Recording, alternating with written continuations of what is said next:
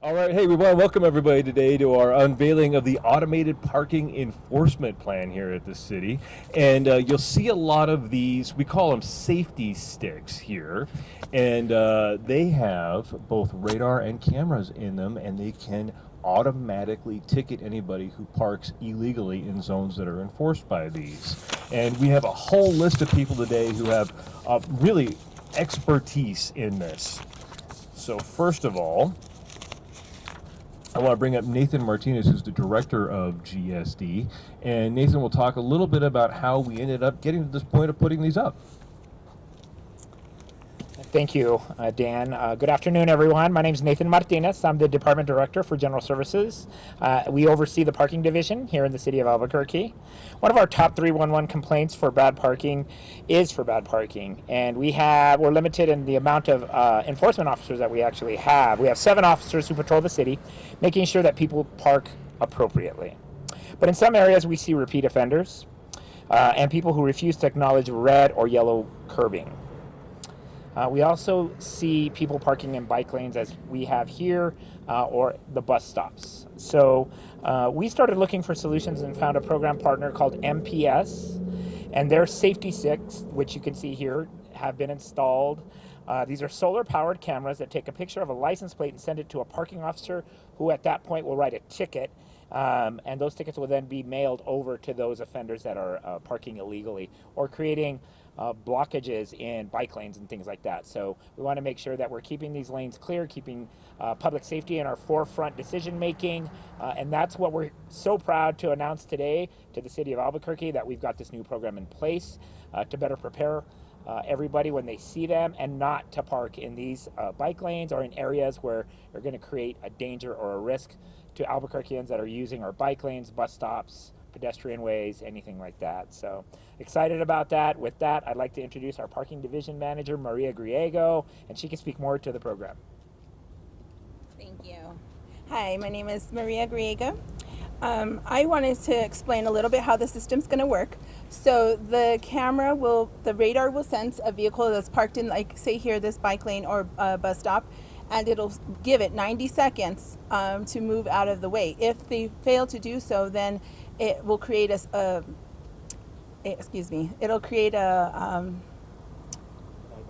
automatic ticket. Thank you. Sorry. It'll create an automatic ticket, and it'll say, okay, this vehicle has been here for longer than 90 seconds and it's now impeding the bike lane or bus stop. So then it'll create the system citation. Our parking officers then will review the citation, make sure that it's valid citation. Then they'll sign off on it digitally, and then it'll go out in mail to the registered owner. The registered owner will then have a time period of total of 45 days, but in the first 20 days they have to respond to the citation at the original fee, which is $30 for a bike lane or a bus stop. There's various types of ordinances that the city has that we will be utilizing within the city. Currently we have 6 in the system that are ready to be used throughout the system. So once that occurs, then and they do pay the citation, then that'll be the end of it.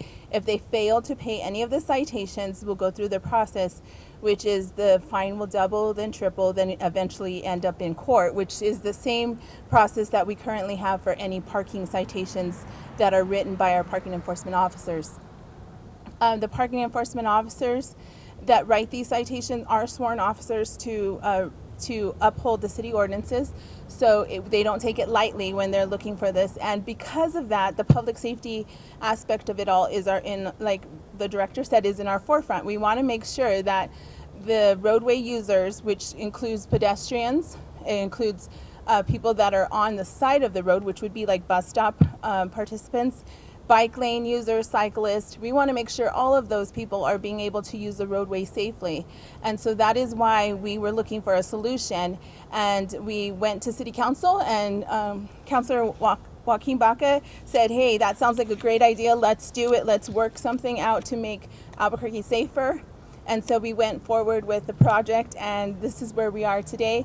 We're really, truly excited about it because of the potential of increasing the safety for the public.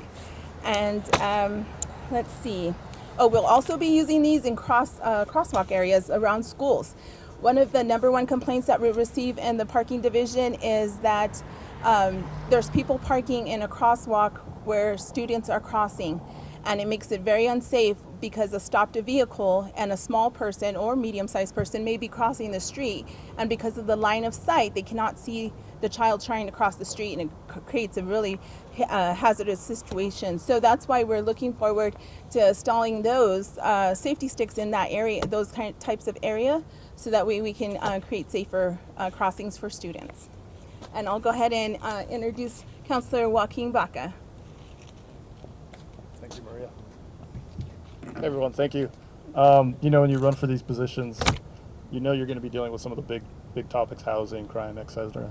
You don't realize that parking is going to be one of the biggest issues you have to deal with, to the extent that Director Griego is one of my best partners in the city now. It's insane how much we talk about parking or deal with parking or work with parking, whether it's safety on Central, safety on at schools, dynamic parking, getting it out there for, you know, covering whether it's police cars, food trucks, just general population. You know, people in Albuquerque tend to, if they can't park their F-150 at the front door, there's no parking, and which of course is not true. And especially downtown, everyone thinks, oh, there's no parking downtown. There's tons of parking downtown, and yet we still have to deal with all these crazy parking issues. And so, you know, probably, I don't know, we did a big omnibus bill almost 2 years ago at this point, and parking, you know, let's do something with parking, which came from Director Griego, and it didn't pass that time, but out of that big bill, this was the first part of it that we did get passed after that. And it's citywide, so it's not just a downtown thing, it's a city thing. And you couldn't do this without changing the city ordinances, which to me was a little bit surprising at the time. And quickly thereafter, I got contacted by several national parking groups, but I'm sure Director Griego got called on a bunch of those as well. But this is you know, one of those small things that will make things better in our city, whether it is a safety concern, say here at a bus stop or at a school, whether it's just being able to have really good parking on Central or some of our other shopping areas or commercial areas. You know, that's good government, stuff that you don't really think about, you don't really have to talk about, but your life is covered and things are good, and everything is better because of it. So big thank you to Director Griego and MPS for getting this to make this happen. So I'm excited actually about parking. So thank you. Thank you, Councilor. Yeah, don't forget your Red Bull, Councilor. It must be a busy day. Just wanted to talk about a handful of things before we do a quick Q&A. We're here because this is a bus stop as well as a bike lane. And these are two of the places we want to keep safe. We want to keep cars out of these zones. And these are areas where we've seen people parking. And I think the first question a lot of people have is, how did you come to figure out these locations for the safety sticks? And this is a combination of several things. It was our folks from Vision Zero who helped us identify some safety corridors. It was anecdotal evidence from our friends in parking who definitely know where people are parking illegally the most. And also bike lanes, school zones, and bus stops. Those are areas we really want to keep safe, and we want to keep cars from parking in front of those places. And then I think we'll open up to the floor now for some Q&A. I'm sure you guys have lots of questions about how these work and how we end up with MPS. 60, and I have a map for you. And most of them are downtown, and then there's some up by Monte Vista Elementary School right now. What can you say about the cost of these units and therefore how scalable it is in the future? I think Maria is a good one to answer some of the cost. So the actual cost is nothing to the city. They are all provided by MPS. Why are they invested in it? So we are not able to provide 24-hour enforcement, but 24-hour enforcement is needed. So what the agreement that the city agreed with was 50% of any revenue generated would go to, which is paid revenue, would go towards MPS. Okay, so based on that, what's stopping us from having thousands of these around town? Well, we hope to grow, but we really want people, we don't want any. because we want people to do the right thing. So, but if they don't, then yes, we do have an agreement to up to 500. So we will be introducing them in phases and as we see fit for the city. Okay, what's the process of deciding where the new ones go? I mean, are you taking input from the public and stuff like that? Oh, we definitely always take input from the public. By 311, you can make suggestions. We also go listen to the neighborhoods at neighborhood meetings. City councilors who have suggestions for certain crosswalks in their school areas or bike lanes. And then we just, listen to anyone who wants to give us their input on it. And we're available again. 311 is the best way to contact the parking division. And I think one of the questions you guys will probably have is about how these relate to ASE cameras or speed cameras. ASE cameras have a different process, but very similarly, all of our speed camera tickets are reviewed by an officer from APD.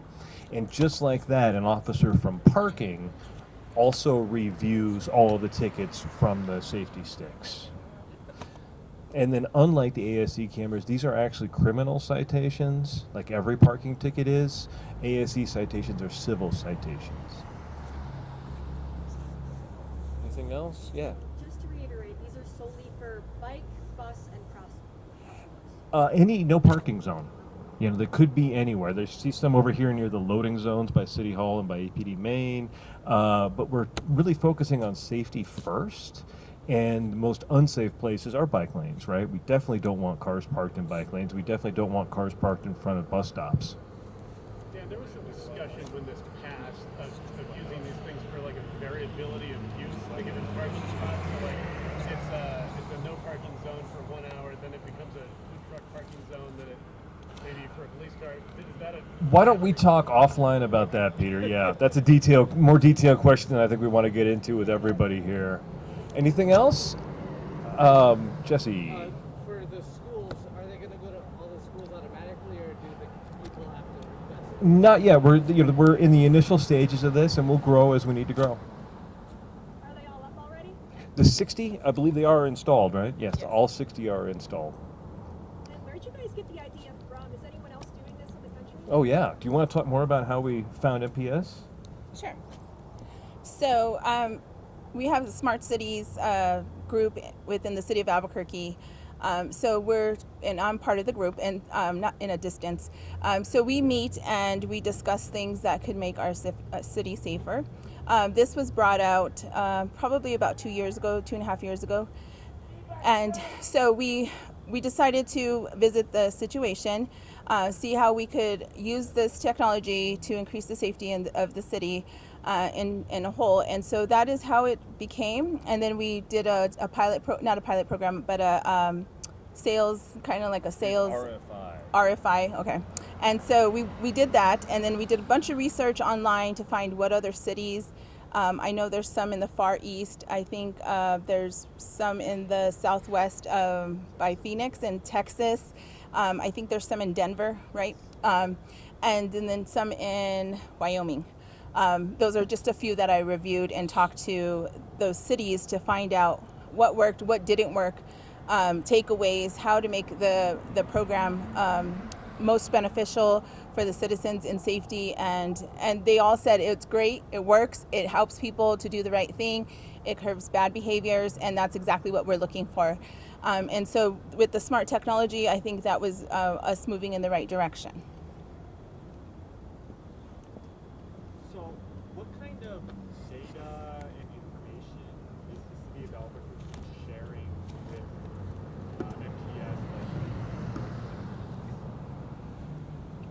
So the city is not sharing any data with them. They are sharing their data with us.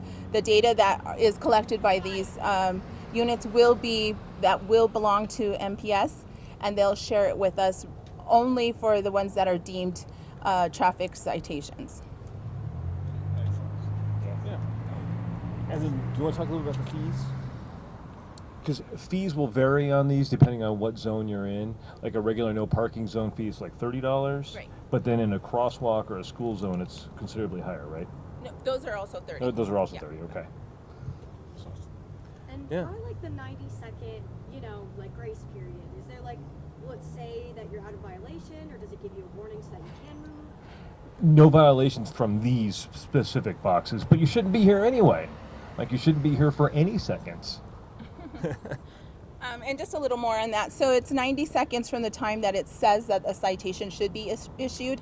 As we're rolling out this program, the city is going to offer a 30-day grace period for the citations that are issued by these 60 units that are throughout the city right here, in hopes that the citizens realize that this is a bike lane or a bus stop and we shouldn't be parking here, and then no longer have to worry about it. But for the first 60 days, 30 days, that's what we're doing regarding the citations. But the 90 seconds is from the time that the vehicle parks. And our 30-day grace period begins February 17th, am I right? Correct. February 17th. Great. Well, if you guys got other questions, we'll be sticking around. We have some representatives from MPS here who can answer some detailed questions. And then for sure, get up and get close and get some pictures of like what the radar camera looks like and the still camera in the SafetySticks. Thank you.